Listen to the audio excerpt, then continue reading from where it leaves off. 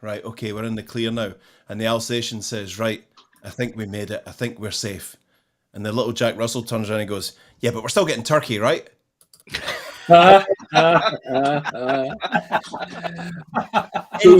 Endless supply of high watermark comedy. And Brilliant. and that. And that. and that, yes. Yes. So welcome everybody to this week's digital download and the last of 2022. And what a year it's been. It's been our first full year of digital download because we started kind of midway through the previous year, didn't we? The longest running business live stream on LinkedIn. In the world. In the world. Yeah. In the universe. Yeah, so how very exciting. And I think that this is a great time of year for all of us. I mean, the problem when you go on vacation during the year is that everybody else is still working. So you inevitably come back to this mountain of work and catching up that you need to do. And the lovely thing about Christmas is whether you celebrate Christmas or not, basically the whole world shuts down. So you can put your feet up, eat too much, watch too much TV, and know that actually people aren't sitting there waiting for you to come back from your holiday. So it's a nice opportunity to really reflect on what's happened during the last year and think about how this informs what we do during the year that we're about to head into. And you know, when we look back over what's happened this year, you know, we've talked about networking, we've talked about storytelling, we've talked about personal development, we've talked about ASMR, we've talked about coaching, video, the Great Resignation, sales in Q4, Gen X, the power of live streams. We've had great guests on that have joined us about doing some ASMR. That's for his OnlyFans page, though. We've had guests on that have been experts in gratitude, in data, in entrepreneurship. We've had Brent from the Challenger sale. We've had conversations about the future of work. We've had conversations about creators. We've had some aha moments, loads of aha moments for me, certainly. And we've had some laughs. I still think back to when Nick filled up his bottle of drinking water and Brentney, who was introducing the show, just cracked up and couldn't talk for 5 minutes. She was just absolutely tears streaming down her face.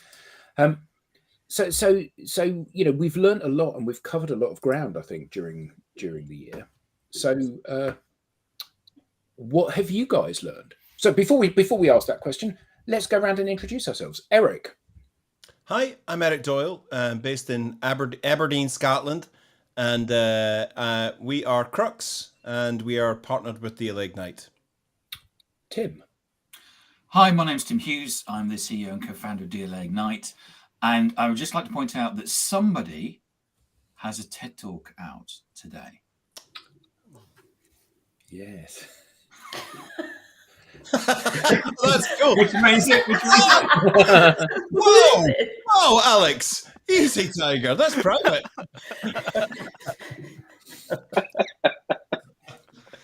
Yes, thank you for that, Tim. So, Tracy. Hello, everyone. I'm Tracy Borison. I am in Calgary, Alberta, Canada. So I'm the extension of the Crux team representing the Great White North. And it's been white for a while. And we, like Eric said, are very proud partners of DLA. We're with you on the snow. we're not where I am. It's lovely and green at the moment. Lenwood. Hi, I'm Linwood Ross, founder and CEO of Accelerate. We're based just outside of New York City and partners with DLA Ignite. Alex. Let's figure out how to do this.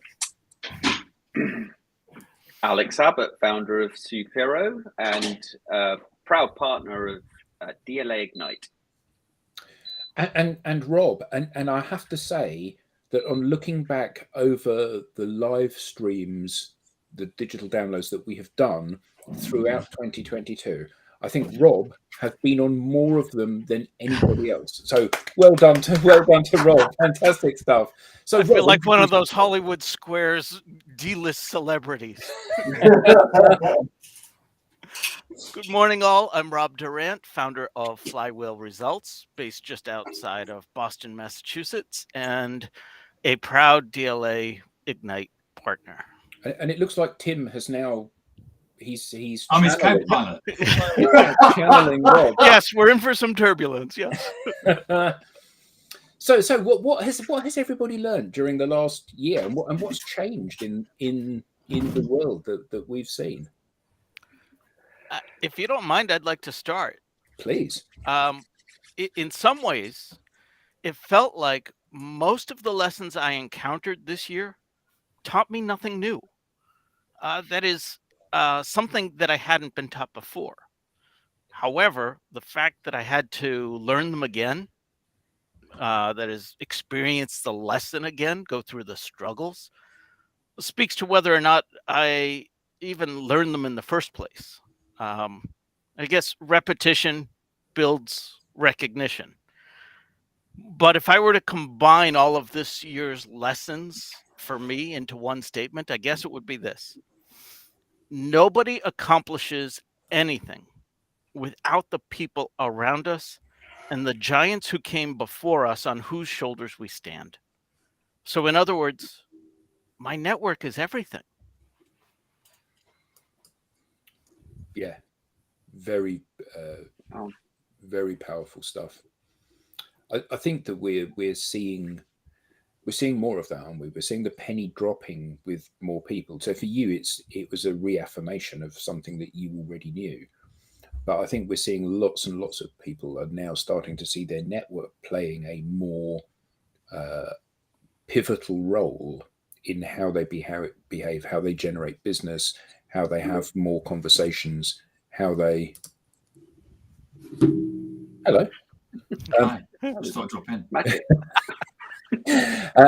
How they organise their business, and I mean, is that something that we're all seeing? Do we think?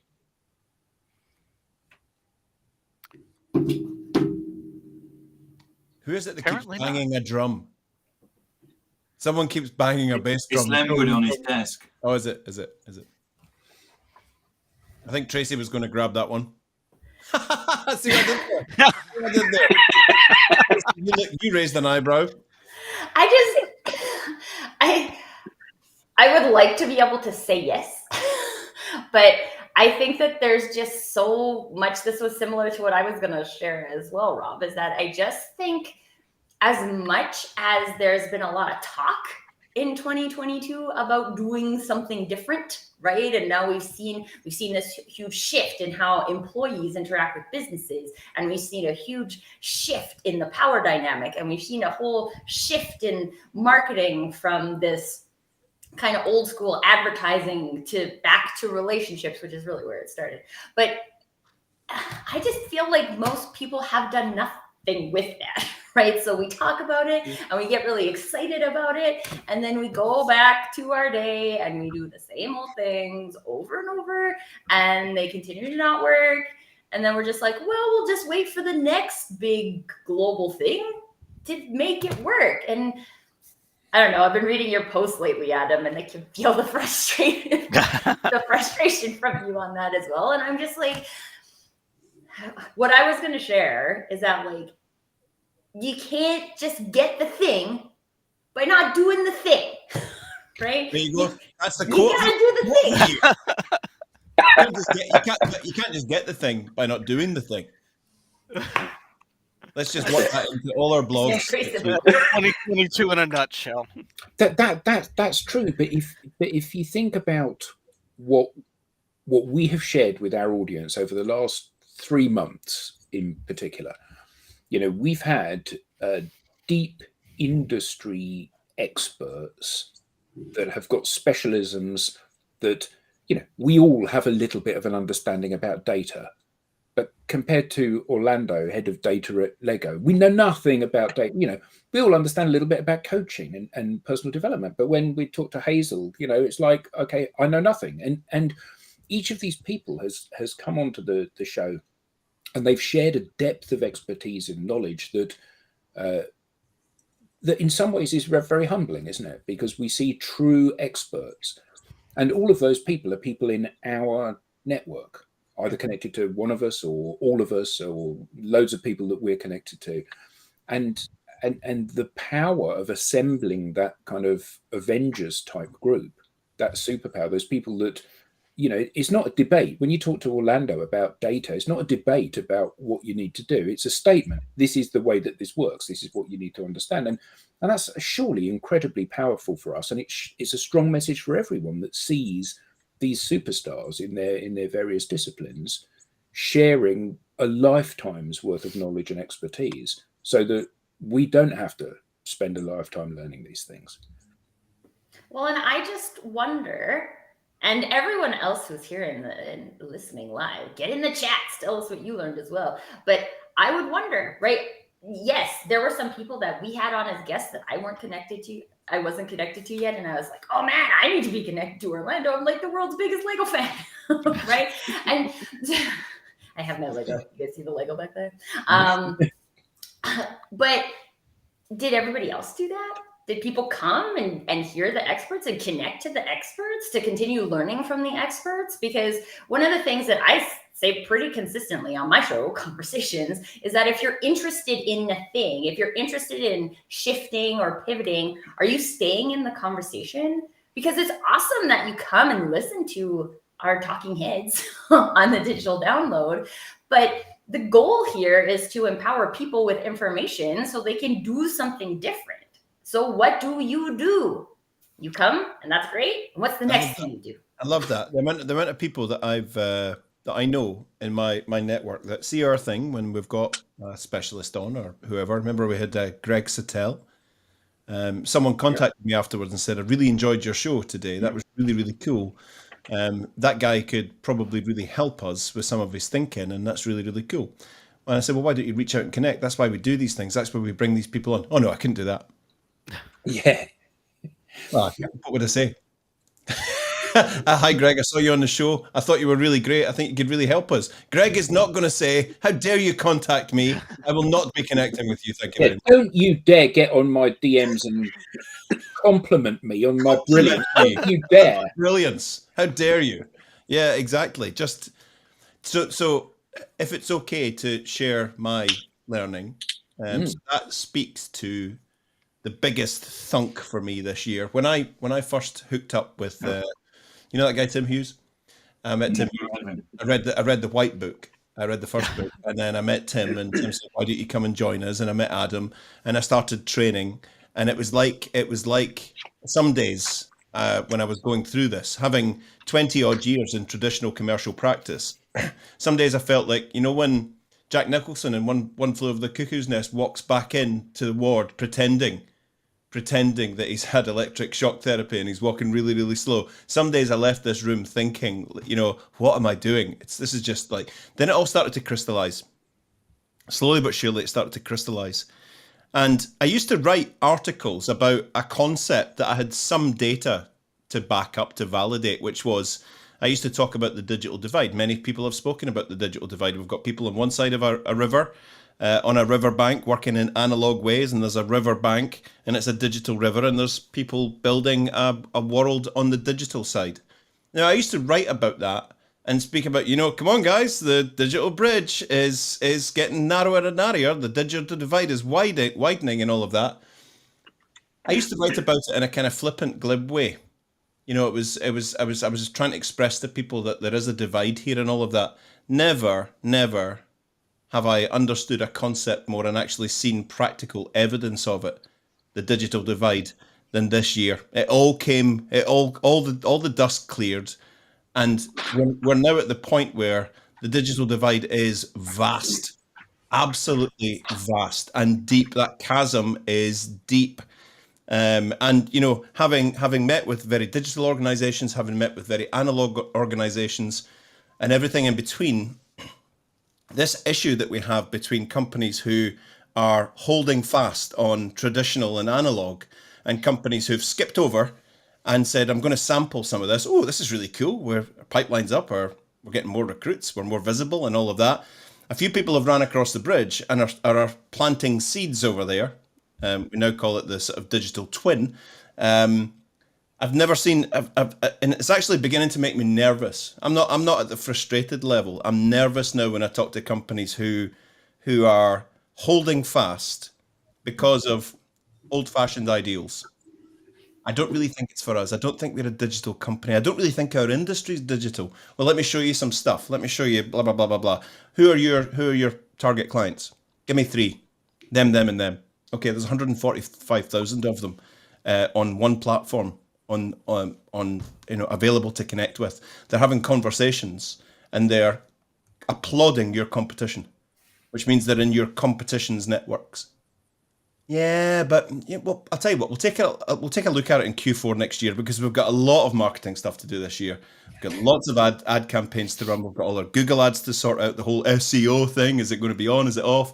We've got lots of stuff to do, and then we've got to do that the voice of the client and all our client mapping and all of that, and then we'll come round to the point where we'll think about digital maybe summertime next year, and you think, oh my goodness, you're the world is pulling away from you. Your commercial horizons are pulling away from you. Yep. And I used to write about that in a kind of like, hey, the digital divide, need to watch it. Now it terrifies me. It terrifies me when I meet companies who are so blinkered and so belligerent about, we're going to do things the way that we do them. Yeah, we're in trouble. We're in trouble financially. The banks and the investors are getting a bit twitchy, but a bit of a rabbit's foot and a bit of rub of the green, and if we maybe if we keep a shamrock in our pocket, things will come good again. We've got really positive leads for Q2 next year, and some of those might come off. But it's down to the definition, isn't it, Eric? Because these companies think they are digital. That's a really good point. Yeah, because they've got an ERP system. Or because they have a website. They have a social media manager. Yes, they're on social media over Instagram. All over it.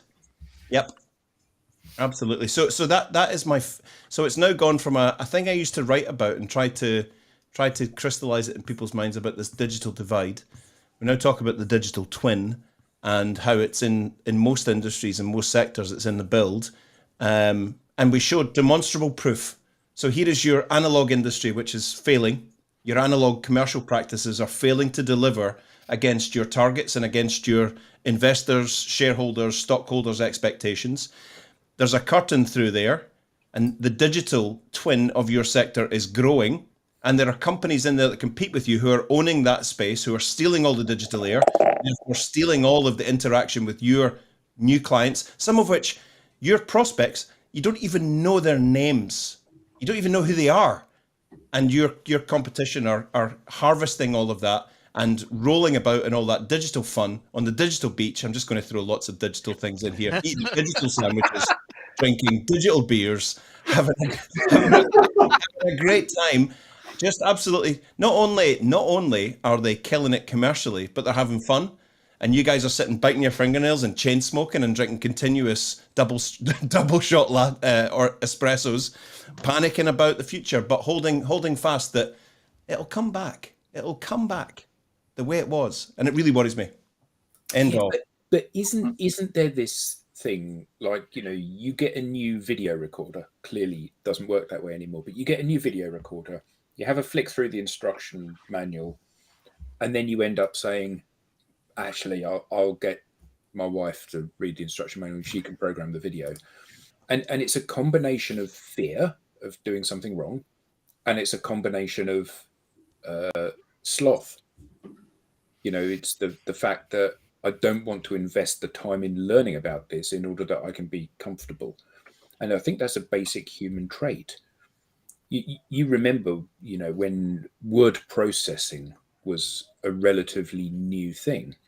I do. And you would show somebody how to set up tabs and how to set up decimal tabs on their spreadsheet. So when you were doing a proposal, you would type in project management tab, and then it would write in from the right-hand side. So when you put in $1,700, it would go, move in from that side. And you would show that, say to somebody, look, here's what you need to do. Here's how you need to do that, because you're currently just pressing the space bar many, many, many times to move the digits over. And it takes a lot of hassle. It takes a lot of time. And they go, yeah, but I haven't got the time to learn how to do that. But it takes you 2 minutes to learn it, and it will save you 5 minutes on every document you ever produce from now forward. I haven't got time to do it, though. Yeah. And people are too busy doing the things that soak up, that are demonstratively not delivering value. The protesters arrived. Oh, yes. Yeah, the propeller head. comfort factor is huge. And I guess in so many things in the world, even, doing something is better than doing nothing at all. So, we don't know how we need to do this social thing. We don't know how we need to grow a network. But what we do know is how we send out emails or place adverts, because we've been doing that for a decade. So we'll keep doing that, because once upon a time it worked. Well, there's also that time factor. I still have to do everything that I'm doing. And then you want me to add this on? There's only 28 hours in a day, and I'm working all of them. Yeah. Because none of us have ever done anything that wasn't purposeful in our business day. Yeah. I just had to go away and we've got really, really, really high tech in the Doyley house. We've gone from zero to hero in the tech. I'm really impressed, and I don't want to be showing off, but we invested heavily in this. I don't know if any of you will recognize one of these. Ooh. Oh, yeah. Oh, lovely. Cutting edge. Cutting edge. Cutting some slides. Nicholas loves it. Yeah, Sarah sort of came across or inherited through the family about 500 50s, 60s, and 70s slides. So she went onto eBay and bought one of these, and honestly, I'm so chuffed. It's actually one of the coolest retro devices we've ever had. So we're doing a slideshow on Christmas Day for all the oldies. I remember when I was working in my first marketing agency. The first time I was working in a marketing agency, we were doing a big presentation in the Netherlands, and we had hundreds and hundreds and hundreds of slides, and they were run by having a projector screen and two projectors. You go from one to the other, one to the other, one to the other, with a carousel on. And obviously they had to be in exactly the right order. And it was most unfortunate that I dropped one of the carousels. Oh, no. So I just kind of put the slides in, hoping they're round the right way and up the right way, and just made my excuses and left. See, when you think about our development, in my lifetime, my commercial lifetime, we used to write on acetate slides and coloured pens and put them on things for presentations. I mean, my goodness. And the other day I got artificial intelligence to write me an article, and so did Tim. Yeah, we've come some way, haven't we? Potentially, yes. Oh, potentially. Well, because I think that nowadays everything is different. Everything is different to how it was a year ago, and it'll be different again in 3 months. And I think that the most important skill that we need to develop is one of pragmatism. We've all got 20 years experience of doing whatever it is that we're doing. And the problem with that is that that X, Y, and Z doesn't work, and that A, B, and C is better. And the problem with that is that A, B, and C, you need to prove it's better. The fact that it should be better and it being better are not necessarily the same thing. And I think constantly revisiting these things, just because you've got AI, and it's not a good example, but, just because you've got AI to write an article, it doesn't mean that it's a good article. Just because you've got these tools that could deliver massive value doesn't mean that they will deliver massive value. And I think that that's one of the big things that we all need to be mindful of, that we need to be testing every element of what we do. If I'm going to invest X amount of hours in doing something, is it better than investing that time doing something else? There's a 50% chance it's better than what you were doing. The AI blog, that is. 50%? Of course, there's a 50% chance it's not. But assuming that it is or isn't is the danger, isn't it? And that's how organizations have got into the situation that they're in. They've assumed that the risk of mobilizing network, or risk of being social, or risk of being honest, or risk of being authentic is greater than the reward, so they haven't done it. And what's happened is they've kept treading water, doing the same things over and over and over again. And we all know that if you do the same thing over and over again, people become less and less engaged by it because they've seen it before. So, with your campaigns and how you articulate things, if you don't change it, what happens is people just go, I don't need to listen to this. I've heard him talk about this. And then it just peters out altogether. The moment that I don't know about you, but sometimes in life, you know about things, but it's not until you get to a certain situation where somebody says, and they give it a name. So you're at school, and you know that when you drop things, they fall, and then someone says that's gravity, and you go, well, I know that, but now it's got a name. And one of the things that I remember was during the digital download was the point that Simon Kemp made, which is the difference between search and discovery. Oh yeah, that was a big one. And for me, that was a big aha. But now I knew about it, but he actually gave it a name. And the difference being, when we search is we know what it is that we're going to go and find, whereas discovery is we don't know actually what we're going to go and find. That we know that we have a business problem, but we don't know what the answer is, and we're out there on social media looking for an answer, and then we find it. And he described it's a bit like, here in the UK, we quite often have towns where there's a main high street, but if you get off the high street, you'll suddenly find lots of little shops, and I never knew that was down there. One of my favorite is Guildford. If you go to Guildford, it's got a lovely cobbled high street, and you go down, it's got little alleyways where they've got little shops, and you just didn't know they existed. And that was, for me, was probably one of my favorite moments was the Simon Kemp, where he said, and he actually described the fact that this need for discovery. He talked about it. I think he's a big fan of music, and he's often looking for a particular type of music that fits a particular genre and format, etc. And he doesn't know what he's searching for. It's just one of the things that I really loved. I love the fact that, these like inadvertent alleyways that he finds, Julie's like, oh, and there just happens to be a used vinyl shop down here. That's amazing. It funnily enough, it is fantastic. We go to all kinds of strange places, and all of a sudden I'll go, I think there's a vinyl shop down here. It's quite powerful, the internet, It is absolutely. Yeah, often that's the case. So who else has got a learning from this year?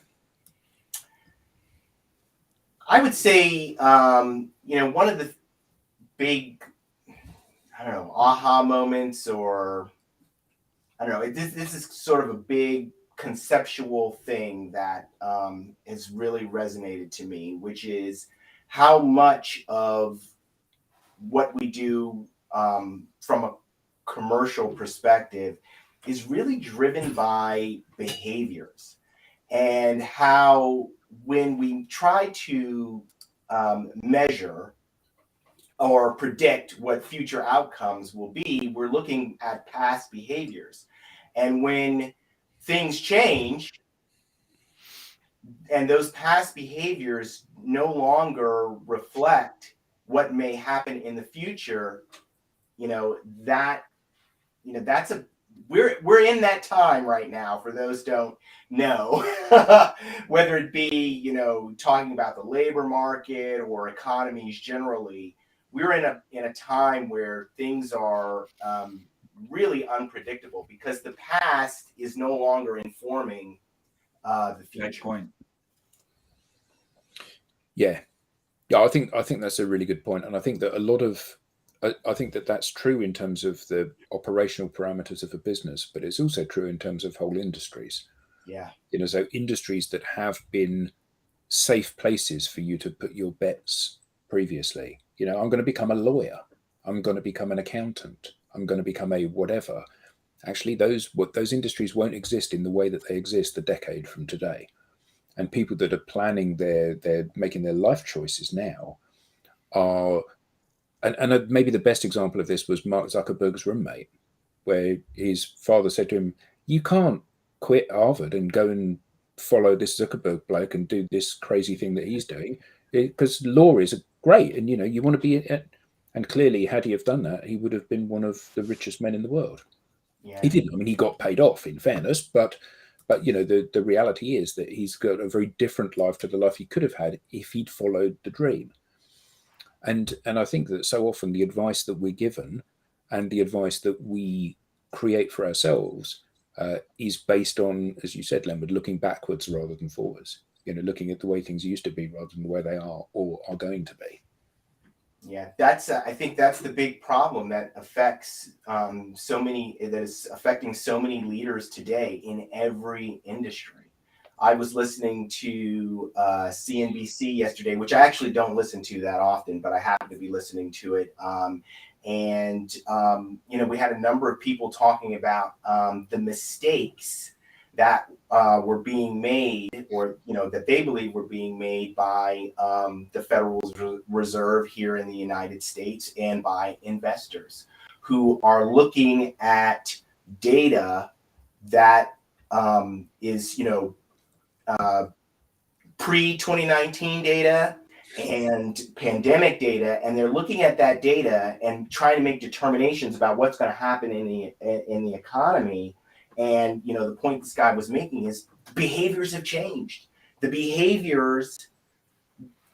pandemic changed the way people think about things in a fundamental way. So the expectation that they will act in the same way going forward, you cannot rely on that. And so making your decisions about interest rate policy or what have you, you got to be very cautious, because those past behaviors aren't really informing what people are doing in the future. So what does inform what people are doing in the future? Where should we be looking?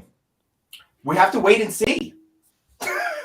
That's the thing. That's the thing about, kind of where we are today, because we know, for example, as it relates to workers, that there is a different calculus. People are making a different calculus about their work.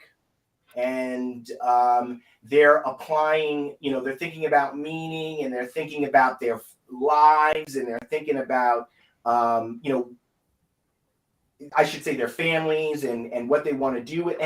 And because that calculation has changed, we can't look at what people used to do and say, oh, they're going to do that again in the future. So are we saying that it's better to not place a bet than to place a bet on the wrong horse?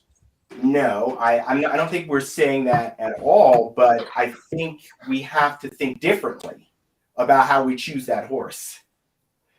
So that's all I'm, there are lots of, trends that we can look at. I mean, we can look at human behavior in a macro way. There are a number of, people, there are givers and takers, you know what I mean? You gotta look at it, look at sort of the big things, and make decisions in that way. But you can't, for at least in this context, the Federal Reserve context, you can make a policy decision because you're expecting people to behave in the same way they once did, because we know there have been huge cultural shifts. So anyway, that for me,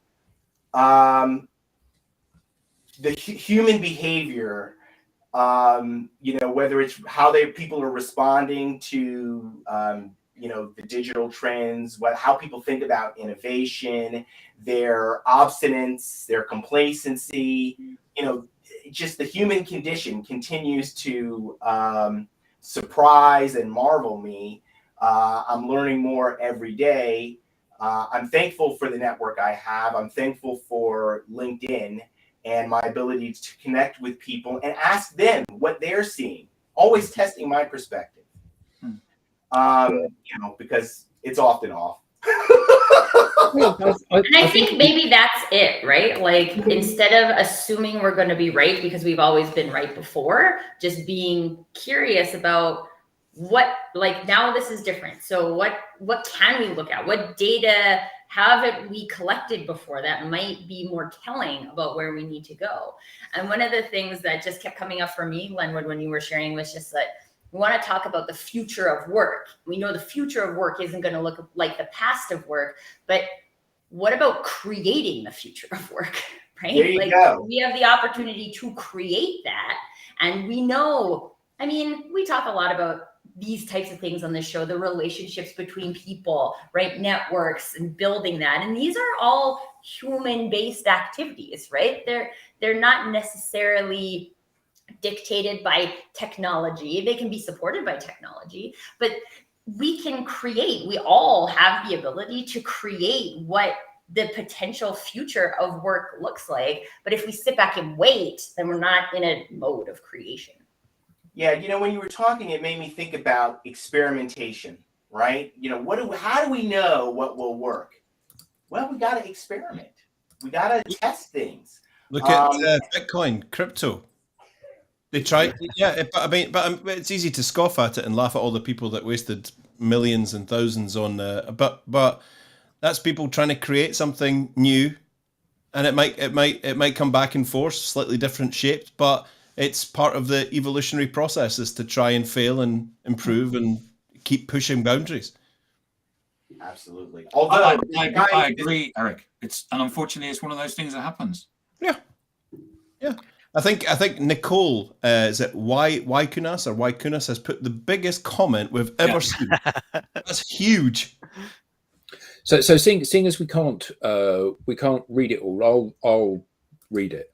Yeah. So it says, the language that we have used well forever is dark, forbidding. People as individuals tend to see the dark side of opportunities. I always suggest the double-sided coin. Which side of the coin do we choose to work from? On a daily basis, we would work and choose and love. Oh, there's loads more things coming in, so keep bouncing up. Right. Will we work and choose the love from that side that suggests dark times now and dark times to come? When we consider wait and see, people do not necessarily understand the actual power that each of us has over our own state of mind, our own happiness. And I think the nub of this is that we're all captains on our own ship on this journey, aren't we? And I think that one of the issues is that we try to kind of map out the future and predict the way things are going to be, and often we're looking for the shortest route between 2 points, rather than necessarily thinking, what's the right thing to do? Let me do this the best I possibly can and have the best possible shot of succeeding at doing this based on the information that I have at the moment. Because none of us have got a second sight. None of us know the way this is going to pan out. But what we do know is that lots of the legacy behaviors that we've had, further to your point earlier, Eric, about organizations believing that they're already digital, what we know is that lots of these things aren't working. And we increasingly have to throw them away and look for something else. And that may mean that we need to try multiple things until we settle on something that does actually work. I love to that point, talking to that, I love Nicole's last paragraph. Following the crowd and moving with the mob, these are signs of what we are not doing in education, family, and in economy and business. Lack of curiosity, lack of self-efficacy, and lack of self-empowerment create, and she's putting capitals, lack. Just lack. Yeah. That's brilliant, actually, isn't it? I might go and register a company just called Lack. What do you guys do? Nah, nothing. I'll buy some. So we've had loads of stuff that we've learned from the last year. The power of our networks, the people that we're connected to, these experts that we encounter, and the education that we get from them, either stuff that we're learning which is new, or stuff that we're having restated to us that we already know but we haven't actioned or hasn't really resonated with us previously. So what are we all going to do moving forward? What are the strategies that we're going to hope to employ, or we're going to be focusing our thought on over the Christmas period, ready to employ at the beginning of next year? I'm going to do the thing. Yeah. You can't get the thing if you don't do the thing. That's right. Or so I've heard. So go do the thing. But it really works, right? If you're like, we need more business. Okay, so the things we're doing aren't bringing us the amount of business that we want. So what are we going to go do to get more business? And we might go and do some things that don't work, and that's fine. But I think it's really about just letting go of the business ego and saying hey, we've done this. It's actually funny because the very first company I worked with when I graduated was a retail furniture company. And retail furniture is still very TV ad and flyer driven, right? It's old school in that methodology. And I remember someone saying to me once, we have to be on TV because all of our competitors were on TV. And I was like, that seems like a bad reason. But I was 23 at the time. I'm not making decisions, right? But if we continue to not ask, if we continue to just say, this is what it is, and it's always going to be this way, then we're all getting ready to become Blockbuster. We're all doomed. Yeah. Like, I don't want to be Blockbuster. I don't think any of us want to be Blockbuster. Nicholas, do you want to be Blockbuster? No. No.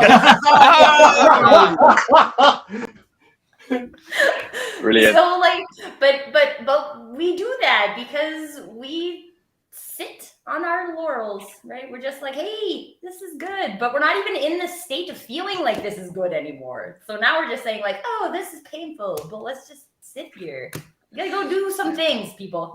There's a TED talk that I keep watching at the moment by this guy called Eric Doyle, and he does this thing in it where he says everybody's just keeping their heads down and they're not looking up. Do you remember the bit, Eric? Where Yeah. Because that all makes it and make us blind to opportunity because our heads are down.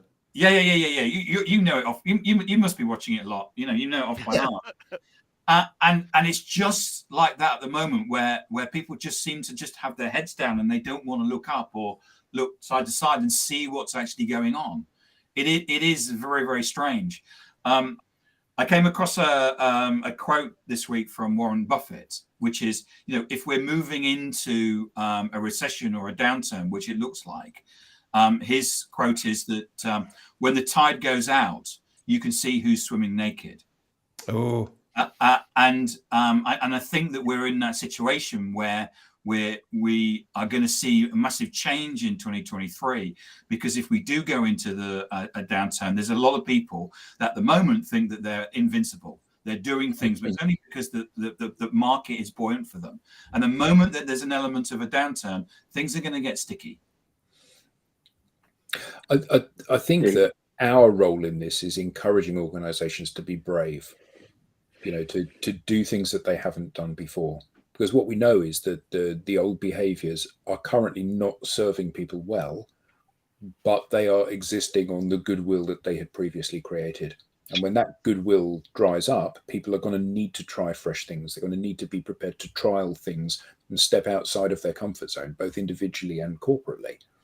And I think that one of the challenges that we face is that often organizations, particularly in a downturn, they try to batten down the hatches and ride out the storm. I don't think there's going to be an opportunity to do that. And people's behavior towards their appetite for riding out the storm is very different now.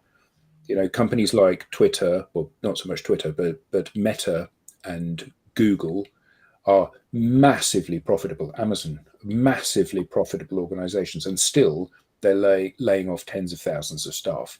Yeah. So it's not about the company's going to stay afloat. It's absolutely about the appetite for doing things differently and driving innovation in these organizations. And that requires bravery. Yeah, that, Adam, is an amazing point. I think, Brent made it in his, when he was here on the digital download. And I just think executives are not focusing on this, or maybe they are, I don't know. But in a differentiation, that is the key. And I think that's very different than the way business worked before. I haven't really thought that deeply about the past because I'm so focused on helping companies to get to a place of being innovative. But, that's the ticket, as they say. You've got to constantly be thinking about how you're going to create value, not for yourself, for your customer, for your network, and differentiate. Or are those two things actually different? Right? Because I would say that most of those things that create value for those people also create value for yourself. Yeah, but it's the focus. If you're focused on yourself, how can we get for ourselves? That's like a dead sea. No channel. You've got to constantly looking out. Create value, pushing value out, and then it will come back. Well, I think that's one of the interesting things, isn't it? And we said about, the fantastic guests that we've had on, the debates that we've had on this during the course of the year. We've been able to leverage the power of our networks, bringing really interesting people in who have had a different perspective on things and true expertise. And most of the people in all of our networks are experts at something. Most people know more about something than we know about that thing. And the people that create that thing that you were saying, Lembert, where you're pushing things out into your network, that it is that nature of selflessly sharing your expertise and empowering people that ultimately makes you trusted and makes you visible and makes you the go-to person for that. And it takes time to develop that, but it's something that we all need to develop. Ironically, it was the norm in terms of doing business 30 years ago. You would go to events, you would go to breakfasts and lunches and Chamber of Commerce events, and you would meet lots of people, and you would listen to them speak, listen to them educate you about what they did and why that mattered, and then you would do the same back for them. And increasingly, the people that are successful in this space, in this new digital space, are people that are employing those old skills, but on a digital platform. People buy people. It's always been true. It will always be true. Not if you're buying chocolate bars or training shoes, but if you're buying big B2B transformational strategic purchases in whatever format they are, you have to believe the person that you're speaking to, and taking that the trust and belief takes time to build. I think that people by people thing is wearing thin in 2023, going into 2023. What is it about people that people buy? And I think that's the bit we need to home in on. What is the thing about, because it's not just people buy from people. People buy from people. Why? Or which type of people? People they trust, people they love, people they admire. All these things. All of the above. All of the above. Yeah. Well, there was something that, sorry. There's a post trending right now on the Crux page. It's going viral on Twitter and on LinkedIn. You can't get the thing if you don't do the thing. So do the thing. Morrison. It's live. It's out there and it's going viral on the Crux company page. Just want to let you know that it's hot property right now. Get in on this, everybody. You'll want to say you were in on it. No, I just. So when Brent Adamson was on the show, he said something that really resonated with me when it came to the people buying people thing. And what he said was, do I believe a human can help me? So we were specifically talking about sales, but it was like, this is the crux of things. Yes. I'm all over it today, you guys. It's great. But do I believe that a person can help me? Because in this industry of technology and automation, we build relationships with people because it feels good, right? Because it feels good. Or we don't build a relationship without a person because it feels bad, right? So if I'm going into the people by people thing, what am I buying, right? I'm buying that I have a trustworthy source of information. And everybody, there's 100 different reasons, right? But it's about buying that relationship between the person because that relationship gives you something. It might just give you a feel-good factor. That's fine. Lots of people choose a product or a service from one company over another company that costs more money because it feels better, right? That's it. Cool. But investing we forget that. Yeah, investing in trust and investing in relationships. Absolutely. I think that's absolutely crucial. So what can businesses do to start to deploy some of these skills, do we think? What are the They should do the thing, Adam. Do the thing. Because you can't Only get if they want the thing. If they want the thing. Can't get the thing if you don't do the thing. Yeah. No, it keeps coming back to that, doesn't it? Ultimately. What I think it is important because this is about a fill in the gap with your own thing, right? Everybody's trying to accomplish something different. So depending on where you're at as a company, if you're trying to focus on funnel, you have to do the things to build your funnel? What are the things you do that build a funnel? What are the things you do that you think build a funnel, but don't build a funnel, right? If you want Do to the thing.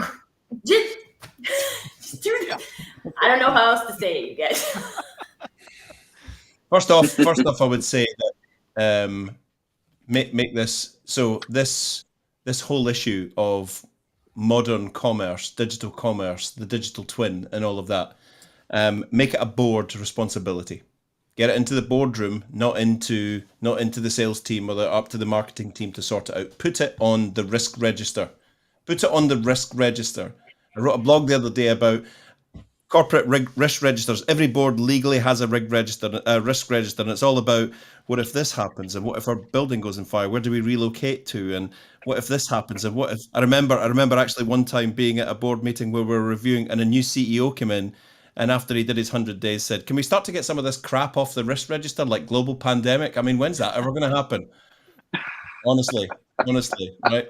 It was pre-pandemic, wasn't it? It was pre-pandemic. Yeah, it was like 2017. Yeah, like global pandemic. That's just a waste of our time. We just keep going over this crap every couple of months. Is this person still the CEO? No, they left. No, absolutely. They left in 2020. So get on the risk register. Completely losing relevance in our new digital sectors and going out of business is a huge company risk. Get it on the board, and then that will force the board to then put their heads up and seek advice. Don't just jump in and go, right, everybody start posting on LinkedIn. Don't just jump in. Sit down, get educated, bring in experts, form a plan, and put a new, like I wrote about that company that sat down and did this from scratch. What did they call it? Project. It's gone out of my head. Well, they sat down and they said, right. Do you remember it? The name of it? Slaphead. It wasn't Project Slaphead. No, it wasn't. Project Pandora or something, where they sat down and said, right, okay, whoa, we're in trouble here. Actually, they got their CFO to do a projection, and they went out of business in 5 years if this continued. In 5 years, they were out of business. So they were like, right, okay, we don't have a choice. So we're going to sit down, we're going to rewrite everything. First off, we're going to put an attack team together. We're going to put a think tank together. We're going to bring in specialists. It's not just going to be the board. There'll be some board members there, but we want cognitive diversity on this panel. We want young people from different countries, people from different industries that are now in our company. Bring them in. Yeah, proper cognitive diversity. Project Slaphead, love that. There's been some bombs on this one, isn't there? And sit down and make this a board priority, led, funded by, and given time and room for by the board. Sit down and put your head up, find out what's out there. Maybe your answer's AI. Maybe your answer's social. Maybe your answer's all of these things. It will be all of these things, but how do we get a cohesive plan in place that's not going to crater the organization because it's too heavily, and then put an implementation plan in place to get ahead of your, or get up to speed with, and potentially ahead of your new digital sectors, and be the leaders in that. Make that the ambition to be the leaders in that. And it was one of the things that Brent Adamson basically talked about. It was a very fleeting part where he talked about actually what needs to happen is the sales and the marketing process has to be reimagined. Yes. Yeah. And so, you actually talked to an organization that had put together a plan. So I'm just going to repeat what you said, because I just think it's well worth it, which is the CFO had done a projection for 5 years saying that they're going out of business. So they sat down and reimagined the sales and marketing process. And Brent Adamson said that too. Yeah. I'm going to drop a bomb here, because this is the one where we're dropping bombs. They didn't reimagine it. They digineered it. Whoa. Is that the digital sandwiches? Digineers. I remember laughing years and years ago, I opened a newspaper and Apple were looking to hire Imagineers. Remember that? Imagineers? Mm-hmm. And I was like, Imagineers. We've just created this. Can I write my blog first on Monday? Sorry, AI already did. Yeah, I already picked it up. Digineering is a new form of digital reprogramming for organizations in a new digital sector. It's the reimagining and working out, getting John and Joanne to put more stuff on LinkedIn is not a digital strategy. No, It's not a digital strategy. It's No. not serious enough. No, it's not. It's a Eric, tactic. all of what you were saying reminds me of what I have set for my year, for the word of the year for 2023 for me. Intentionality. So to steal from Tracy, if you want the thing, you have to do the thing intentionally. That's Then you put digi in front of that.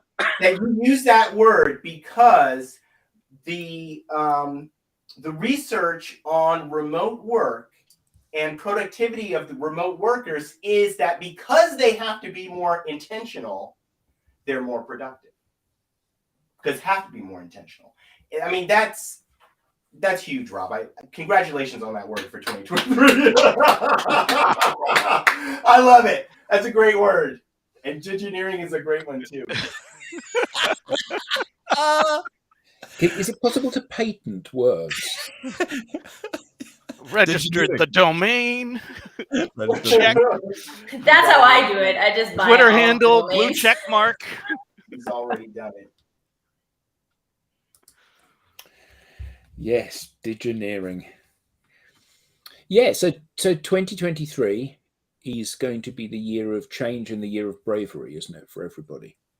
They're going to have to step outside their individual and their corporate comfort zones, and they're going to have to do stuff different to how they did it previously. Yeah, I will say I am somewhat concerned. I am somewhat concerned about leadership around the world and their reliance on what worked in the past. I'm concerned about it. That's all I'll say.